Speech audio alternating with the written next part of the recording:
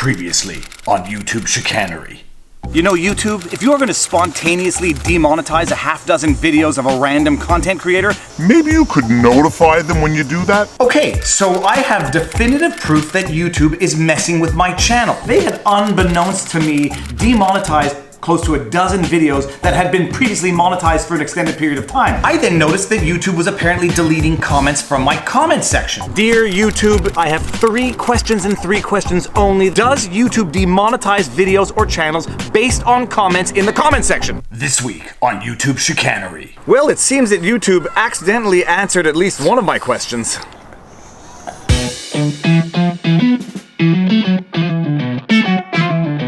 For those of you who don't know me, I am Viva Frei, a Montreal litigator turned YouTuber. I do these things called vlogs. My videos are basically legal breakdowns, explanations, analyses of things that are going on in the real world. Politics, news, whatever. And although I do legal breakdowns of things that are going on in the political world, I like to believe that my channel is apolitical or politically neutral. And I do think I'm succeeding at this to the extent that a lot of people in the comment section say that after having watched a number of my videos, they still don't know where I lean politically. And I'm glad, because the purpose of my channel is not to be political, even if we do deal with political topics. Recently, however, I have had a number of issues with YouTube, and I have been making videos about this not to complain about the issues, but rather to document them. Because the proverbial digital memory hole is very active these days, and once something gets deleted from the internet, it's very difficult to ever find it again. So I have been making videos over the last 4 or 5 months detailing all of the issues that I have been running into with YouTube, from deleting comments, to demonetization, to delayed upload speeds, to a number of things. The demonetization of videos, the random, arbitrary, and sometimes spontaneous demonetization of videos, is something that I have been having a lot of trouble with lately. As you could see from the montage at the beginning of this video, I have made multiple videos detailing my issues, and I have tweeted out at Team YouTube, YT Creators, YouTube Susan Wojcicki multiple times,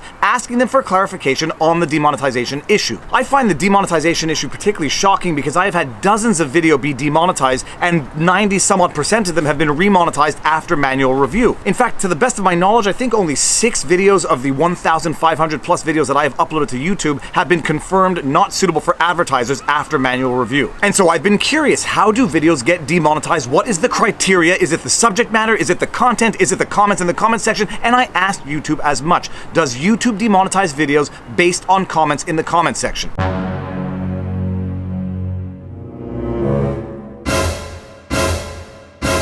Actually, before we even get there, I recently tweeted out at YouTube with my questions regarding demonetization, and their recommendation was the following. First, make the video unlisted to see if it gets the little yellow circle icon, limited ads, or unsuitable for advertisers, and if it does get that yellow icon, request a manual review before publishing the video publicly. This happens because the monetization icon is applied automatically via machine learning technology, so mistakes do happen. For future uploads, you could try uploading as unlisted to get an early read on the status. Yellow icons can be reviewed before publishing. And so that is exactly what I did with my most recent vlog, which was discussing the federal court's dismissal of Justice Millette's motion to dismiss the City of Chicago's lawsuit against him.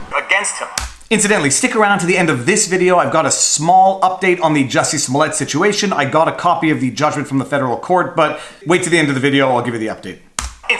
Incidentally, if you haven't seen that video, I'll link it right here. I uploaded that video in unlisted. It got the green icon. I shared it with the members of my channel because if you haven't noticed, there's a membership option in the join button. I think it's somewhere like right here, where you can join the channel, and one of the perks I offer, the only perk actually right now, is previewing of the videos before they go public generally. So I shared that video in its unlisted status with the green icon with the members of my channel. It got a few views and it stayed green, and then I published it. And what happens after, I think it was give or take 1,000 views? It gets demonetized. And that green icon goes to yellow, and it says unsuitable for advertisers, limited or no advertising on this video. And so I took 2 screenshots of the before and after, and I tweeted out at YouTube, and I said, whoa, what's up? I did exactly what you said. I uploaded unlisted to see if it was a green icon. It was. I then published it, and after I think it was about 1,000 views, it gets demonetized, and now it's still pending manual review at something like 20,000 views. And you know what their response was? I'm not even going to paraphrase it to be accused of misrepresenting what they said. This is their response verbatim.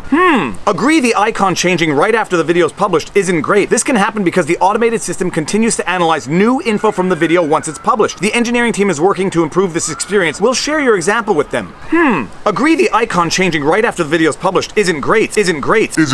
The icon changing from green to yellow being not great is something of an understatement. Some people might even call it overtly deceitful. Some people might even consider it to be a breach of an agreement. We have reviewed your video and it is good for advertisers. Go ahead and publish. Oh, you published? We changed our mind. YouTube continually minimizes what's happening by saying the icon has changed color. It has gone from profitable to not profitable. It has gone from monetizable to limited or no ads. YouTube has unilaterally changed it from monetizable to demonetizable after having reviewed it and approved it for monetization in the first place. But let's just get to the crux of the inadvertent answer to my question, or what others might consider to be an admission of what YouTube is actually doing. This can happen because the automated system continues to analyze new info from the video once it's published. There is no new info from the video once published. The video hasn't changed since it was initially approved by YouTube. The only thing that has changed is the surroundings. The only thing that has changed are the comments and the viewers of that particular video. And what YouTube has basically admitted here is that they will go back and reassess the video based not only on the info from the video, but on the info from the demographics of the people watching the video, based on the comments in the comment section to that video. Those are the only things that change once the video is published. The video itself is the same video that got the green light from the get-go. Alright, and breaking update, I just refreshed my YouTube page, and lo and behold, my Justice Millette federal court decision dismissing the motion to dismiss, it was remonetized 19,000 some odd views later. Now, all of you who know me knows that I read a ton of the comments in the comment section, and there are a lot of people hypothesizing that YouTube demonetizes the video in the beginning when it's getting the most views, and then remonetizes it afterwards after the initial rush is over, so as to minimize the amount of ad revenue it has to pay out to its content creators. I'm not necessarily convinced by that theory because ad revenue is sort of a win-win situation. The more coming in that they have to give out, the better it is for YouTube to begin with. So YouTube would have no vested interest in penalizing the initial rush of views. On the contrary, that is where they'd want to get their advertising in. The more views on their ads, the more ad revenue they have, and by extension, the more they have to give to the content creator. The only reason that theory might make sense is that we still know that ads run on demonetized or limited ad videos. So if those ads are for YouTube products and YouTube doesn't have to pay out to the content creators, there might be an incentive to demonetize a video so that they can run ads that they don't have to pay for and that they don't have to pay content creators for. But by and large, I don't think the theory holds water because it would be like YouTube cutting off its nose to spite its face. YouTube wants videos that are advertiser friendly so they can run as many ads as possible to maximize their revenue, even if it means they have to pay out a certain percentage to their creators. All right, back to the video. I can't even get back to the video. The video was in fact just demonetized again. It was re-demonetized. It went from monetized to demonetized to remonetized to re-demonetized all within 24 hours. So YouTube has in fact admitted that they do in fact demonetize videos based on information that is extrinsic to the content of the video itself. I don't know about you, but that is a problem to me.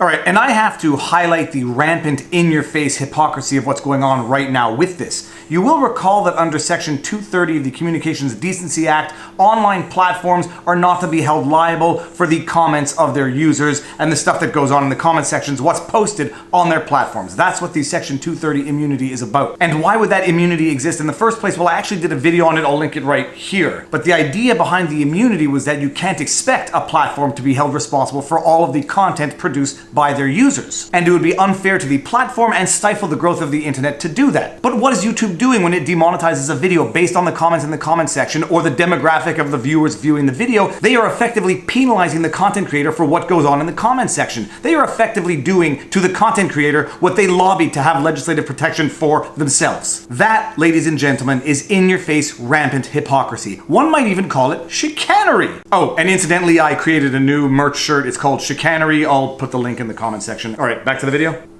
But at the very least, YouTube has, albeit inadvertently, answered at least one of my 3 questions. I am now going to go read the terms of service thoroughly so that I can make a future vlog on that, breaking it down and explaining it to you. And if you like this video and you like my content, be sure to like, share, subscribe, hit the notification bell, and now you know your vlog. Peace out.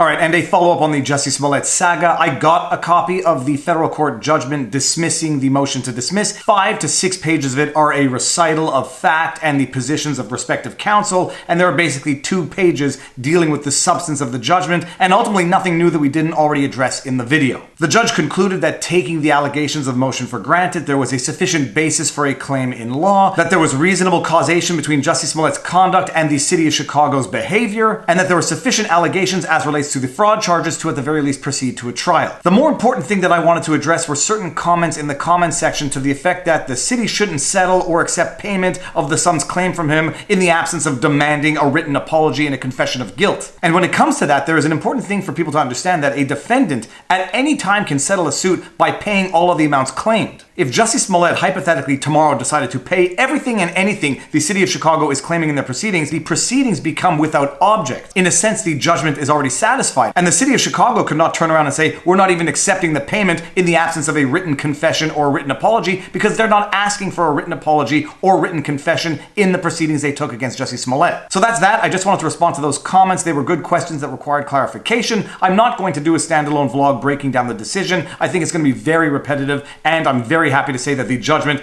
ultimately says what I predicted, and that's good. I'm batting 500 with that Nicholas Sandman lawsuit, which I'm still waiting to go to appeal and be vindicated when the appeal overturns the dismissal. We'll see if that ever happens. Peace out.